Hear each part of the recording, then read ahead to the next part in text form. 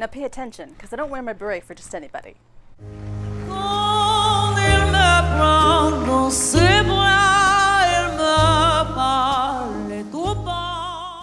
Hey guys, welcome to Jaina Sola Says, another segment. I am Emily, your host, or Jaina, as you will. And today we're going to be talking about something that I'm really excited about because my name's in the title. A Netflix series TV show, season 1, that's called Emily in Paris. You guessed it. And what might this show be about? You may be wondering. Well, it's about a girl named Emily who goes to Paris.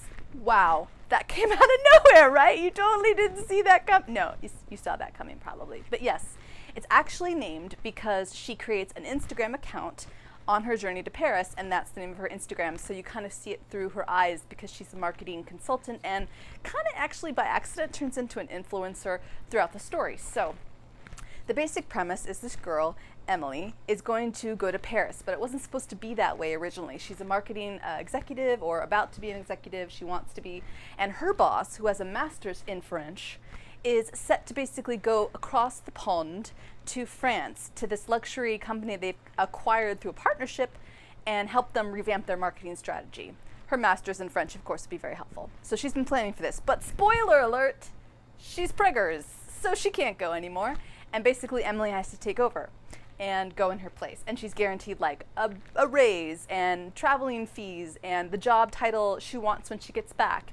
So she decides she's going to go, even though she does have a boyfriend at home. She starts out in Chicago. So her journey is kind of this whole series of the show. And I actually really liked it. It was a fun piece of fluff. So it's not anything like, terms of endearment, Schindler's List. That's not what this is. This is a fun bit of fluff. If you go into it with that mindset, I think you'll really enjoy it. One thing, there was a few that I liked about the story. One was that the city of France is kind of like a character. In the background, it's the scenery, it's the food, it's the fashion, it's her experiencing these things for the first time, and you definitely fall in love with Paris if you've never been. I have been, but it's been a crazy long time, so that was a really enjoyable part, watching that for me. And the character of Emily herself is very fun. I mean, besides the fact that we have the greatest name, her journey is not an easy one, obviously, because otherwise there'd be no story.